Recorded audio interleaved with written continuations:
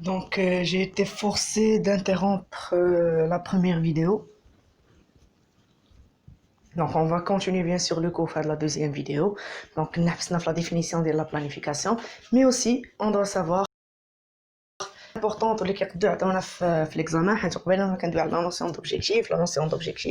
notion d'objectif, mais quelle est en réalité la différence entre finalité, but et objectif. Donc on va commencer déjà par la première chose, il y a la définition de la finalité. شنو كيعني une finalité? Une finalité, c'est la raison d'être d'une entreprise. Pourquoi l'entreprise elle a été créée? Donc شنو هو الهدف من هذيك l'entreprise. Donc quand je parle de finalité, c'est la raison d'être de l'entreprise. Donc, comme un exemple qui est simple, quand je crée une entreprise, le but d'y منها هو أنني نربح. D'accord? Mais c'est quoi ma finalité? هي أن هذيك l'entreprise عمرها ما تسالي l'activité ديالها.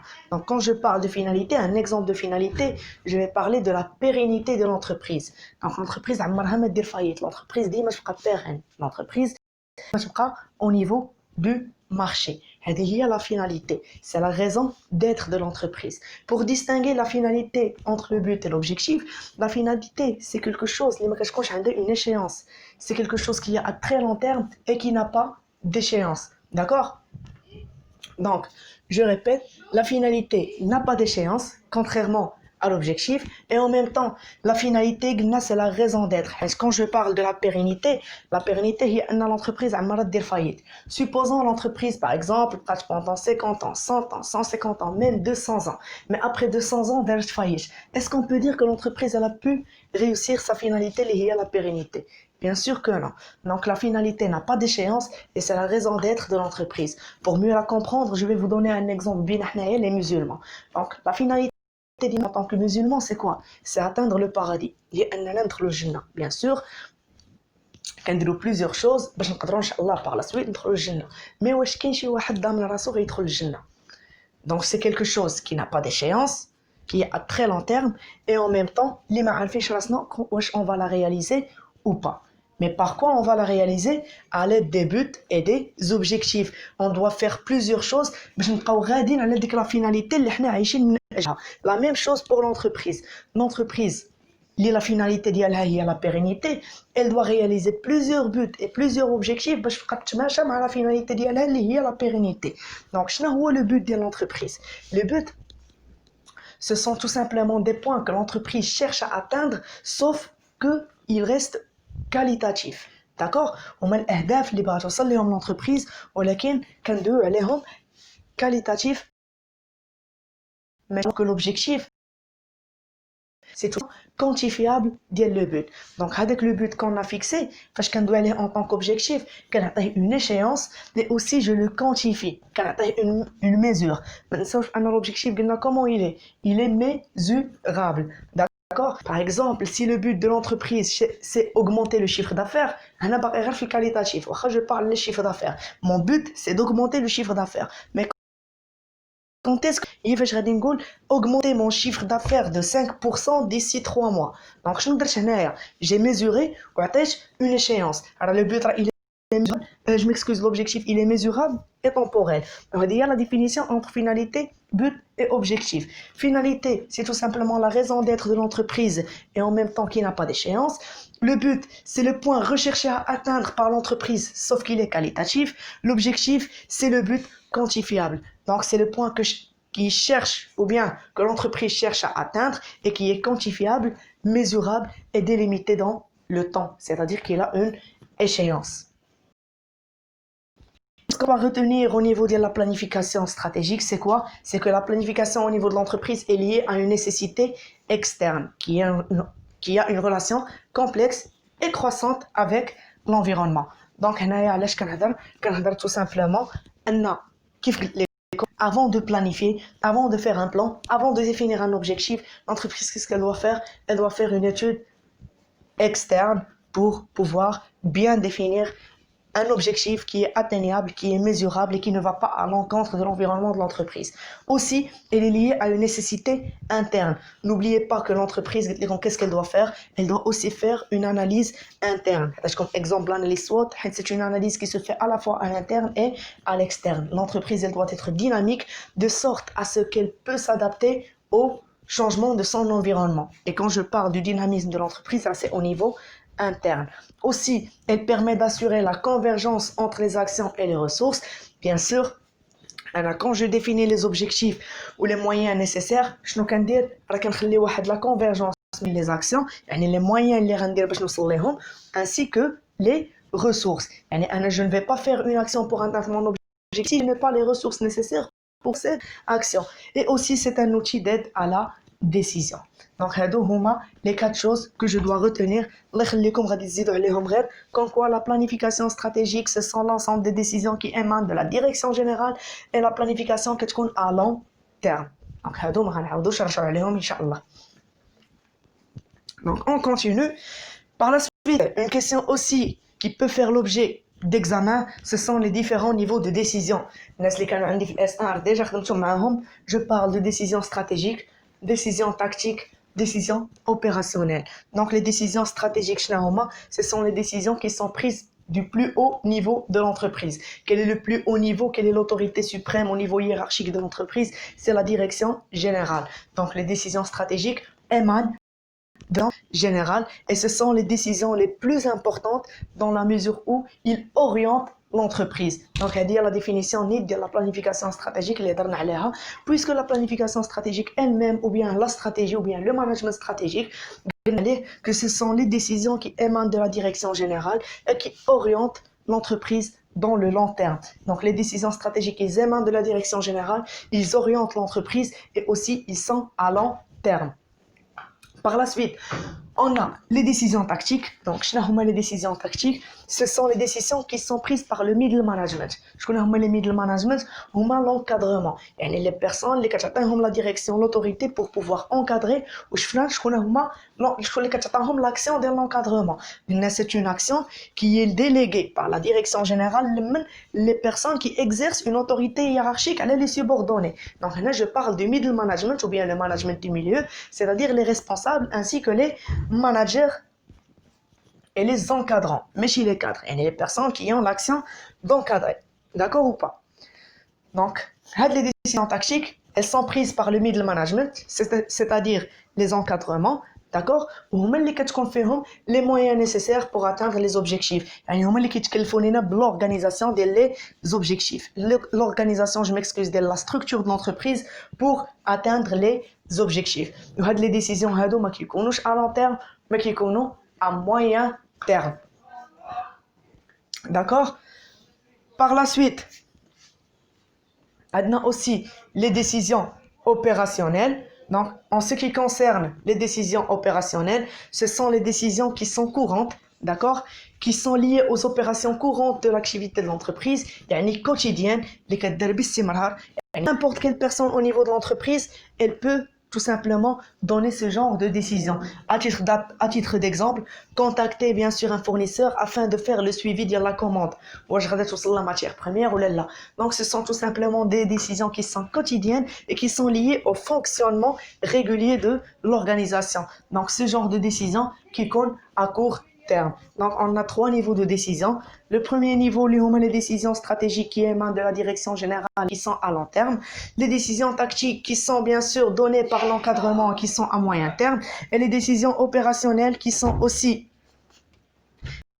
des à court terme, mais qui sont prises par n'importe quelle personne au niveau de l'entreprise. Donc, quand je parle du long terme, c'est 5 ans et plus. Quand je parle du moyen terme, c'est 2 ans à 5 ans. Quand je parle du court terme, c'est donc pour pouvoir répondre les questions اللي كانوا عندنا في l'examen. Par la suite غادي نخدموا des exercices dans ce sens aussi. Donc, شنو هما les étapes du processus de gestion اللي قلنا؟ حيت قلنا le processus de gestion c'est quoi? Ce sont l'ensemble des étapes successives, d'accord, et qui permettent à l'entreprise de réaliser une opération économique. هادشي كله c'est la décomposition de l'organisation de l'entreprise en plusieurs en plusieurs étapes qui permettent à l'entreprise de réaliser une opération économique. La première étape, c'est le bon diagnostic. La deuxième étape, c'est la planification stratégique ou bien la planification. La troisième étape, il y a l'organisation. Et maintenant, on va voir le processus d'organisation. Donc, le processus d'organisation, c'est tout simplement un processus par lequel l'entreprise, qu'est-ce qu'elle définit? La structure ainsi que son mode de fonctionnement qui vont lui permettre d'être plus efficace pour l'atteinte des objectifs. Donc, شنو هي la structure كنا déjà شرحناها. La structure, c'est tout simplement la manière par laquelle l'entreprise répartit les tâches entre les salariés. يعني طريقة توزيع المهام ما بينات les salariés au niveau de l'entreprise. Et في S1 كنا شفنا 5 ديال les structures اللي هما structure hiérarchique, structure fonctionnelle, structure matricielle, structure divisionnelle et structure hiérarchico-fonctionnelle. Donc ما غاديش نتعطل عليهم ولا نتعطل فيهم حيت ديجا شفناهم في الاس 1 وما كيتحطوش بزاف في ليكزام الا غيحطوا لكم غير لي برينسيپ دو باس. دونك هادشي نورمالمون ديجا شارحينه في الاس 1 ما كاينلاش نضيعوا فيه الوقت في لا فيديو ونزيدو نطولوا لا فيديو اكثر. دونك جو في لو فير de résumé. عندنا la structure hiérarchique اللي كانت proposée par Fayol. Donc كنا شفنا les principes ديال Fayol في chapitre 1 اللي هما فيهم l'unité de commandement, la centralisation, etc. وهادو هما les caractéristiques de la structure hiérarchique. Il a قريتو la définition ديالها. Elle repose sur quoi? Sur le principe de l'unité de commandement. L'unité de commandement, c'est-à-dire chaque ouvrier, il n'a qu'un seul chef. Je vous regarde le schéma de la structure hiérarchique. Avec le schéma organigramme. Organigramme, c'est le schéma qui décrit la structure de l'entreprise. Et il y a la structure de l'entreprise. Donc, c'est une structure hiérarchique. Il y a une direction de production. Direction du personnel بوحدها وكل atelier عنده un seul chef. هذه هي l'unité de commandement. Chaque ouvrier, il n'a qu'un seul chef. Par la suite, bien sûr, elle a la simplicité et clarté dans la définition des responsabilités. كيف ما كتشوفوا يعني la structure elle est bien définie.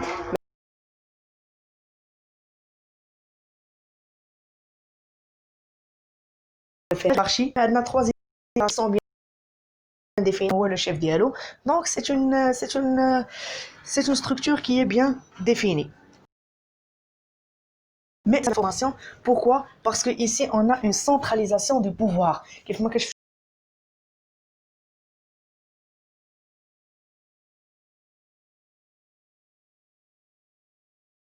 C'est tout simplement une personne qui fait au niveau de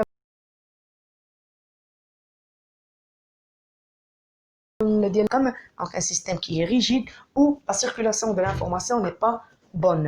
Donc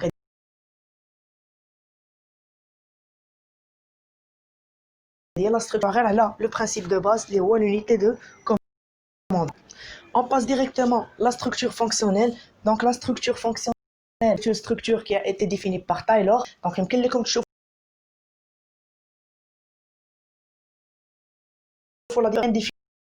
la structure fonctionnelle, on peut dire que c'est une structure qui est mal définie. La différence entre les deux, c'est que la structure hiérarchique, l'unité de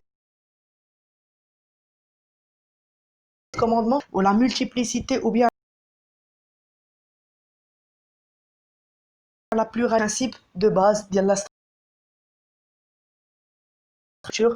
Il y a des chefs qui sont spécialisés où chaque chef, il intervient dans son domaine de compétences. Taylor, il avait spécialisé les ouvriers ainsi que les chefs, les managers qui ont une spécialisation de travail ou les ouvriers qui ont de manager et vice versa. Donc les chefs, ils peuvent contrôler l'ensemble des ouvriers. Donc chaque ouvrier il a qu'un seul chef, mais chaque ouvrier il a plusieurs chefs. Par la suite, on a la structure hiérarchico-fonctionnelle, comme vous pouvez voir. Donc c'est une structure il a l'état-major, une structure qui est hiérarchique mais زادها un caractère fonctionnel. علاش زادها le caractère fonctionnel? Donc elle se base bien sûr sur une structure hiérarchique. Chaque ouvrier il a qu'un seul chef, mais زدناها le caractère fonctionnel اللي هو شنو هو هذاك l'état-major. شنو هو l'état-major? Ce sont des chefs, ce sont plutôt ماشي des chefs, je m'excuse, mais des conseillers spécialisés, d'accord, qui sont bien sûr spécialisés dans plusieurs domaines et qui donnent des conseils, les différents directoires, les différentes directions avant de donner la décision les ouvriers. Donc les ouvriers qui ont un seul chef, mais en même temps les chefs qui sont soutenus Par quoi? Par des conseillers qui sont spécialisés. Donc, le principe de base de la structure hiérarchico-fonctionnelle, c'est tout simplement qu'elle se base sur l'état-major, un groupement de conseillers qui partagent le pouvoir avec les différents chefs d'atelier. Par la suite, on a la structure divisionnelle. La structure divisionnelle, c'est la même structure de General Motors اللي كنا شفنا مع Peter Drucker ou Alfred Petersland. Donc bien sûr, c'est une structure où on décompose l'entreprise en plusieurs sous-entreprises en fonction soit critères du marché ou les produits, l'activité ou même la taille. Il a quand la taille de l'entreprise كبيرة, je suis forcé de décomposer mon entreprise en plusieurs sous-entreprises. L'exemple ديال مرجان نشوفوا غتلقى مثلا directeur général de Marjan région Casa, directeur général Marjan région par exemple, je dis n'importe quoi, Tanger. Donc puisqu'on a plusieurs unités, le chef بوحدو ما غاديش يقدر superviser le travail de tout le monde, donc il est forcé de décentraliser son pouvoir et de donner une structure divisionnelle avec plusieurs divisions. C'est en fonction de la taille. Mais aussi l'entreprise, elle peut faire une structure divisionnelle en fonction de quoi? En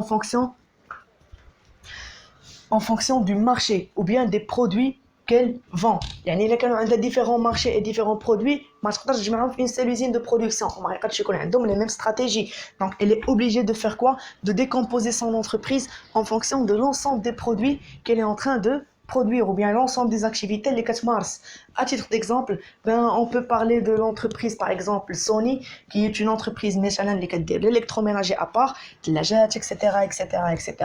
mais ما كديرش غير هادشي. Sony كدير حتى les téléphones ou Sony كدير حتى les appareils photo. Donc ce sont trois activités différentes qui nécessitent différents programmes de production. Donc il n'est pas possible de les réunir dans une seule usine de production ou bien une seule unité de production. Donc l'entreprise elle est forcée de diviser son entreprise en plusieurs sous-entreprises parce qu'elle opère dans plusieurs marchés. Donc ça, c'est la structure divisionnelle. Et pour finir, on peut parler de la structure matricielle. La structure matricielle, son principe, c'est tout simplement la dualité de commandement. Je veux dire de la dualité de commandement. Chaque ouvrier, il a deux chefs. Pas un seul chef, mais deux chefs.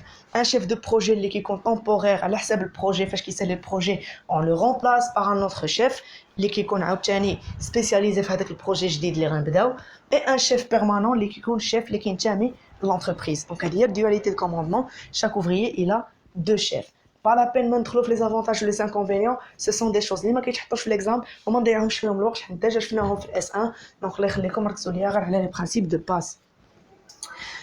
Pour la partie interaction en structure et procédure, comme ما ديروا بها هذيك كنت كنديرها غير باش نزيد نشرح بها les étudiants في قسم. Mais pour l'instant كيف ما كتعرفوا déjà qu'on n'a pas le temps, mais aussi ce sont des questions les mecs qui connaissent l'exemple. Donc on passe directement l'interdépendance dans l'exécution des tâches, et c'est une chose اللي كنقدروا نلقاو في les exemples ديالنا. شنو كيعني l'interdépendance dans l'exécution des tâches? Au niveau d'une structure de l'entreprise, il existe une interdépendance dans l'exécution de la tâche. Je veux dire une interdépendance, c'est-à-dire peu importe la structure au niveau de l'entreprise, ضروري ما غيكون عندنا un lien ما بين les différentes unités, que ce soit une structure hiérarchique, غتكون عندنا unité de production, مثلا unité de gestion de ressources humaines, unité financière etc. ou là que ce soit au niveau de la structure divisionnelle اللي كيكونوا عندنا plusieurs sous-unités ou bien plusieurs sous-entreprises اللي كيكونوا متفارقين. هاد les différentes unités, peu importe la structure, qui كيكونوا عندهم علاقات ما بيناتهم. Donc هاد العلاقات كنسميوهم les interdépendances. Donc ces interdépendances, il existe trois niveaux d'interdépendance. On a bien sûr l'interdépendance l'oula اللي هي l'interdépendance d'équipe. Donc l'interdépendance d'équipe, les divisions qui sont autonomes et apportent une contribution à l'organisation dans son ensemble. Je trouve que les divisions qui sont autonomes. Maintenant, je vais parler plutôt d'une structure qui est divisionnelle. Je peux vous donner toujours l'exemple des General Motors qu'on avait déjà discuté. C'est un exemple qui est déjà شفناه واللي déjà سهل, donc pas la peine de prendre un autre exemple. Donc General Motors شفنا بأنها c'est une grande industrie automobile اللي عندها plusieurs sous-entreprises. À titre d'exemple, on va citer juste deux, مثلا Chevrolet ou Oldsmobile. هادو ce sont deux entreprises ديال les voitures, d'accord, ديال l'automobile. هاد les deux unités, Oldsmobile c'est une marque indépendante de Chevrolet et Chevrolet c'est une marque indépendante de Oldsmobile. يعني شيفرولي كدير لي ديزاين ديالها وكتبيع لي برودوي ديالها، واولدسموبيل كدير لي ديزاين ديالها وكتبيع لي برودوي ديالها. دونك هاد لي دو، اولدسموبيل elle n'a pas besoin de Chevrolet pour faire sa production et Chevrolet elle n'a pas besoin de Oldsmobile pour faire sa production. mais هاد لي دو انتربريز فاش كيبيعوا لا برودكسيون ديالهم الربح ديالهم فين كيمشي؟ ما كيبقاش في شيفرولي وما كيبقاش في اولدسموبيل، كيمشي لا سوسيتي مير اللي هي جنرال موتورز. وهذه هي l'interdépendance d'équipe. Les divisions sont autonomes. Aucune division n'a besoin de l'autre division, sauf que dans l'ensemble, هادوك les contributions, هادوك الرباحات كيمشيو directement la société mère. نعطيكم un autre exemple. نهضروا مثلا على لونتربريز كتوبيه كي لونتربريز ماروكان اللي كنعرفوها كدير لا شاركوتري وكدير اوسي ميزا بار لا شاركوتري كدير à titre d'exemple l'immobilier. donc سميتو كتوبيه لي عمران جو بونس en arabe ما عرفتش شنو سمينا، المهم كدير ليموبيلي بحال الضحى اكسيتيرا للتعمير بريسيزامون. دونك هاد لونتربريز هذيك لا ديفيزيون اللي كدير البني elle n'a pas besoin de la division اللي كدير لا شاركوتري et vice versa. مي الربح ديالهم كيمشي لا سوسيتي مير اللي هي كتوبيه. C'est clair ou pas? هذه هي l'interdépendance d'équipe, c'est que les divisions كيكونوا autonomes. donc هنا هي اقل dépendance ما بين les divisions. alors كلما كنهبطوا في لي تيب d'interdépendance كلما كنلقاو بان la dépendance ما بين les équipes غادا وكتزاد. donc la première interdépendance, l'interdépendance d'équipe, il n'y a pas d'interdépendance, les équipes sont autonomes, ولكن الأرباح ديالهم كيمشي la société mère dans son ensemble. donc on passe directement l'interdépendance séquentielle. donc من سميتها séquentielle يعني عندنا فيها des étapes, يعني des séquences, des étapes qui sont successives et qui suivent tout simplement une logique. donc les entreprises gèrent un processus selon une logique, une suite d'étapes bien définie. donc supposons les divisions ديالنا غادي نسميوهم division A, B, C, D et E. كيف شنو كنعني بالinterdépendance séquentielle? c'est-à-dire que l'unité B, elle ne peut pas réaliser sa tâche si l'unité A n'a pas réalisé la sienne. ou l'unité C, ما تقدرش دير لا tâche ديالها il B ما دارتهاش. ou l'unité D, ما تقدرش ديرها il C ما دارتهاش. donc كيفاش دايره هنايا l'interdépendance elle est séquentielle. كنلقاو بان chaque division كتكون محتاجه la division اللي قبل منها pour faire la production. par exemple B elle a besoin de A pour réaliser sa tâche, mais A elle n'a pas besoin de B pour réaliser sa tâche. عاوتاني C elle a besoin de B pour réaliser sa tâche, mais B elle n'a pas besoin de C, elle a besoin de A. donc شنو معنيتها هنايا que chaque division d'accord elle a besoin tout simplement de la division qui la précède. هادشي اللي كنسميوها séquentielle. donc l'entreprise elle gère les processus de production selon la logique, selon les étapes qui sont bien définies. Et pour finir, on a l'interdépendance réciproque. donc هنايا réciproque يعني متبادل. شنو كعني بها هنايا؟ c'est la plus grande interdépendance. كيف ما قلت لكم الاولى il y a pas d'interdépendance، الثانيه كاينه une interdépendance غير l'entreprise par rapport je m'excuse l'unité par rapport à l'unité qui la précède. mais هنايا في réciproque chaque unité elle a besoin de l'autre. مثلا الا كانوا عندنا A و B غنلقاو A كتحتاج B و B كتحتاج A. donc هنايا les départements réciproquement indépendants l'une les autres. c'est clair ou pas? je peux vous donner un exemple qui est très simple. une entreprise qui existe اللي هي l'entreprise même كتوبيه. cette entreprise كيف كنعرفوا قلنا عندها الكتوبيه للتعمير، mais عندها aussi كتوبيه اللي كدير la charcuterie, d'accord, qui est son métier de base. donc mais mis à part le métier هذا elle a un autre métier qu'on connaît pas tous. علاش؟ حيت دايره غير pour fournir la matière première لمن هذيك la division اللي كدير la charcuterie.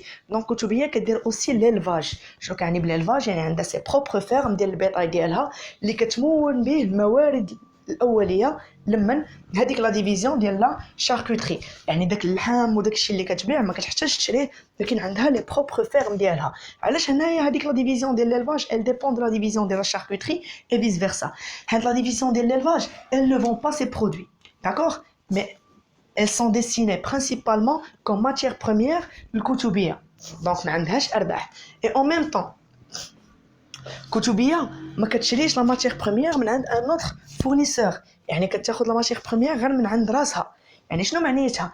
الا كتبية ما مولاتش la division de l'élevage, automatiquement elle ne pourra pas produire sa production de la charcuterie. C'est clair ou pas? Donc, شنو كنلاحظوا هنايا ان les divisions ils sont réciproquement indépendants.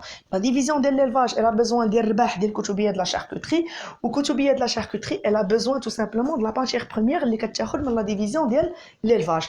Donc هنايا l'interdépendance عندنا une interdépendance qui est réciproque متبادلة. Chaque équipe dépend de l'autre. Donc حتى هنا شفنا plusieurs étapes. شفنا l'étape ديال هضرنا على l'étape ديال الديagnostic, شفنا l'étape ديال la planification stratégique, شفنا l'étape ديال processus ديال l'organisation et par la suite on a une autre étape اللي هي l'étape ديال la direction ou bien la supervision. هنايا علاش ما كنتش دايرها حيت نورمالمون في المانجمنت كانوا كيزيدوا ان quatrième chapitre اللي كيكونفي les styles de direction و c'est un chapitre qui est vraiment très simple كان كيكونفي les styles de direction ainsi que la grille ديال بليك وموطون اللي غادي نشوفوا في واتساب حيت هذه c'est quelque chose aussi de simple par la peine انني ندير عليها une فيديو. دونك في هاد لي ستيل دو ديريكسيون واخا ما عندناش هنايا في هاد السلايد الله يخليكم غتسمعوا هادشي اللي كنقول et vous allez prendre des notes. D'accord? Il existe 4 styles de direction selon lesquels une entreprise dirige le travail de ses subordonnés. C'est clair? Je connais les 4 styles. On a le style autoritaire, on a encore le style paternaliste, on a le style consultatif et on a le style participatif. Nous avons le style autoritaire, donc c'est le même style que nous avons au niveau des les styles de leadership, le style autocratique. Le chef il ne fait aucune confiance à ses collaborateurs et en même temps, c'est un chef qui supervise directement le travail des subordonnés d'Yalo. C'est un chef où il préconise une communication qui est descendante maintenant le chef, les subordonnés. C'est clair ou pas? Donc, la même chose les éléments du style de leadership autocratique ou le style autoritaire. Alors, les styles de direction. Par la suite, on a le manager paternaliste ou bien le directeur paternaliste. On parle même de style de direction. Donc, le style paternaliste est le même style de leadership au niveau paternaliste. Donc, il est aussi autoritaire que le style, bien sûr, que le premier style, sauf qu'il est plus proche que ses collaborateurs sur le côté financier. Au niveau du troisième style, c'est le style consultatif. Le style consultatif, le troisième style au niveau des styles de leadership, le style démocratique. Donc, le style démocratique, le chef, avant de prendre une décision, il consulte ses subordonnés. Le style consultatif. Donc, le chef, il consulte, je m'excuse, systématiquement ses subordonnés avant toute prise de décision. D'accord? Le travail qui compte en équipe et favorise tout simplement une équipe qui est impliqué. Donc, c'est le même style que le style démocratique. Et pour finir, on a le management participatif. Le management participatif fait le style consultatif. Il ne s'agit pas seulement de consulter ses subordonnés avant la prise de décision. Qui يعتمد على des techniques du management qui visent à faire quoi? De développer des relations de confiance. هنايا حتى les subordonnés qui participent à la prise de décision. C'est clair ou pas? Donc, comme je répète, au niveau des styles de direction, on a 4 ديال les styles, style autoritaire, le style autocratique, style participatif, donc on a toujours le même nom, le même style. Par la suite, on a le style consultatif, le style démocratique, et pour finir, on a le style participatif. Quant au style participatif, il ne s'agit pas seulement de consulter, mais de permettre aux subordonnés de participer à la prise de décision. Donc, les styles de leadership, les styles de direction, 4. Donc, la dernière étape, c'est tout simplement le contrôle. Donc, bien sûr, c'est quoi le contrôle? Donc, le contrôle, c'est tout ce qui permet à l'entreprise de voir si elle peut toujours atteindre ses objectifs, s'il n'y a pas un dysfonctionnement, si grâce à l'organisation qu'elle a établie et la planification qu'elle a établie, elle peut atteindre ses objectifs ou là. قلنا كنعرفوا شنو هي la définition ديال le contrôle, mais غادي خصنا نشوفوا tout simplement كيفاش خصو يدار هذا le contrôle هذا. Le contrôle كيدار de 3 manières. Déjà la première chose, je dois faire le contrôle de la performance du plan lui-même. C'est-à-dire, avec la planification stratégique leader, est-ce qu'elle va me permettre d'atteindre mon objectif ou pas? Je dois contrôler mon plan. علاش كيف قلت لكم une stratégie اللي غادي ندير je ne suis pas sûr que cette stratégie elle va me permettre d'atteindre mes objectifs sur le long terme et je ne suis pas sûr انني غادي نبقى غير بهذيك لا استراتيجي نوصل للوبجيكتيف ديالي. انا ما ننساوش في الاول قلنا بان la stratégie elle ne peut pas fuir au paradoxe de l'information, donc je dois toujours contrôler l'environnement ديالي, contrôler le niveau interne ديالي باش نشوف شنو واش لا استراتيجي باقا كتماشى مع الواقع اللي انا فيه ou bien je dois changer de stratégie. Donc le premier contrôle c'est le contrôle du plan lui-même. Le deuxième contrôle, c'est le contrôle des rendements des opérations. يعني كنشوف المردودية ديال les opérations اللي كنقوم فيها. وهنا qu'est-ce que je vais faire? Je vais diviser l'entreprise en plusieurs approches. اللي كنسميها l'approche modulaire. شنو معنية l'approche modulaire? C'est-à-dire les systèmes de l'entreprise, je vais les décomposer en plusieurs modules. Où chaque module, je vais analyser son rendement. وإمتى غادي نقول que l'entreprise elle est rentable? فاش غادي يكونوا l'ensemble des modules ديال l'entreprise من ورا ما ندير لهم الكونترول, ils doivent être rentables. D'accord?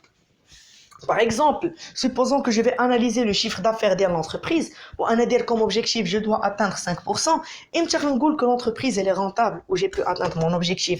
Si on prend margin, je vais diviser margin en plusieurs modules. Je n'ai les modules pour mettre les régions les كاينين مثلا les margins كاين فيهم. مثلا نديرو région Kazastat, région Souss-Messa, région des Chamal, région des Rif, etc., etc. Et je peux dire que l'entreprise مثلا elle est rentable ou bien l'entreprise elle a pu atteindre هذاك l'objectif اللي هو l'augmentation ديال الشيفر d'affaires de 5%.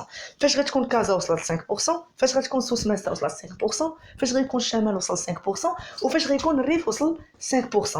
الا لقيت غير un seul module يعني une seule région ما وصلتش l'objectif ديالها, qu'est-ce que ça veut dire? ان l'entreprise elle n'a pas pu atteindre ses objectifs. Donc l'entreprise elle va décomposer le système en plusieurs sous-systèmes وتشوف بالضبط فين كاين المشكل.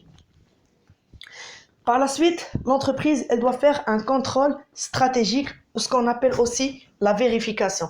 Le contrôle, il se base sur 4 principaux éléments. الله يخليكم خصنا نكونوا عارفينهم حيت croyez-moi حتى هما كيقدروا يكونوا في l'examen. شنو هما؟ La première chose, c'est que la vérification, elle doit être périodique. شنو معناش elle doit être périodique؟ ماشي انا غنبقى ندير الكونترول من 10 سنين ل 10 سنين وننسى راسي ولا ندير الكونترول فاش نشوف راسي واش وصلت للوبجيكتيف ولا لا. لا, le contrôle, il doit être toujours périodique pour pouvoir détecter les dysfonctionnements. D'accord? باش نقدر ندير انايا pour répondre à mes dysfonctionnements.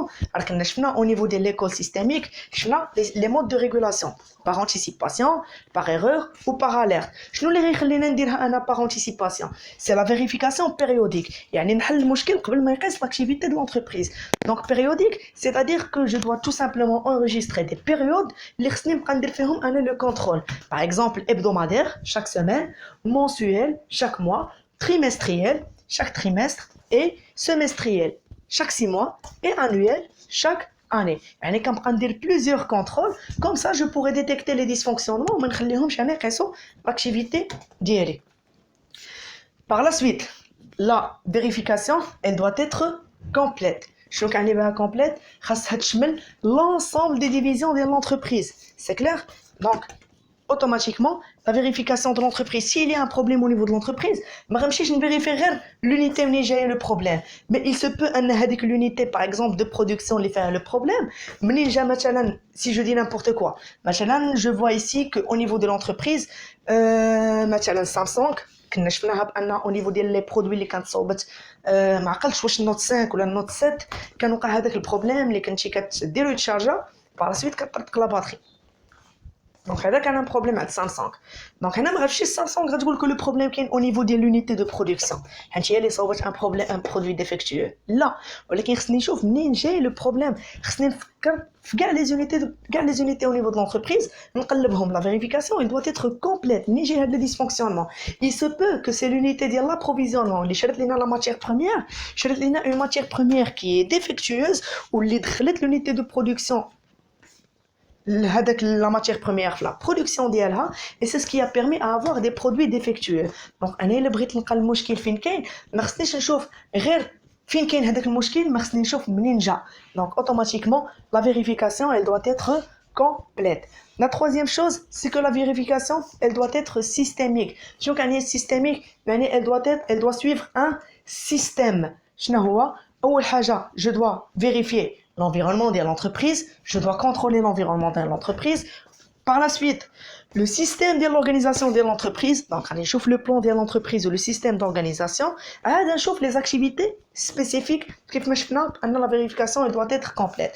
Et chaque activité, je dois la contrôler d'une manière à part entière. Et pour finir, la quatrième étape, c'est que la vérification, elle doit être faite par une personne ou un organisme indépendant.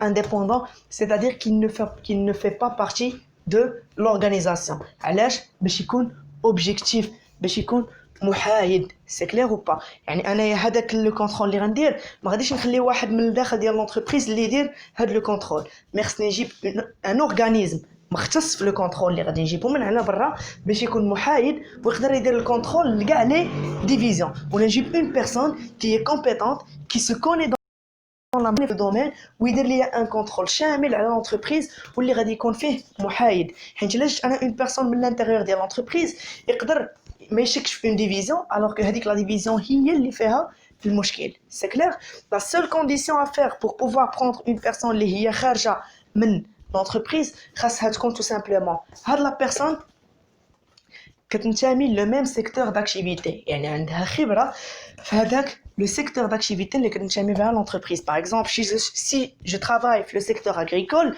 d'accord, le secteur primaire, la branche agricole, la branche de l'agroalimentaire, غادي نجيب une industrie, je m'excuse, غادي نجيب une organisation ولا غادي نجيب une personne qui va faire quoi, qui a déjà de l'expérience dans le domaine, dans le secteur et qui va pouvoir contrôler mon activité d'une manière objective, d'une manière محايده بلا ما تجي من حتى شي واحد وهكذا غادي نكونوا كملنا لي شابيتر ديالنا كاملين bien sûr on va se revoir inchallah le lundi pour une séance questions-réponses WhatsApp comme ça نكونوا سالين الكور ديالنا كامل بقاو لينا دو بارتي اللي ما خدمناش différence entre manager et leader دابا نصيفط لكم عليها bien sûr un petit résumé في WhatsApp et pour finir غيبقى لنا غير لا غري ديال بلاكي موطون اللي غادي نخدمو حتى هي غير par WhatsApp donc à partir des séances prochaines inchallah donc غتكون عندنا une séance اللي غادي نخدمو فيها les examens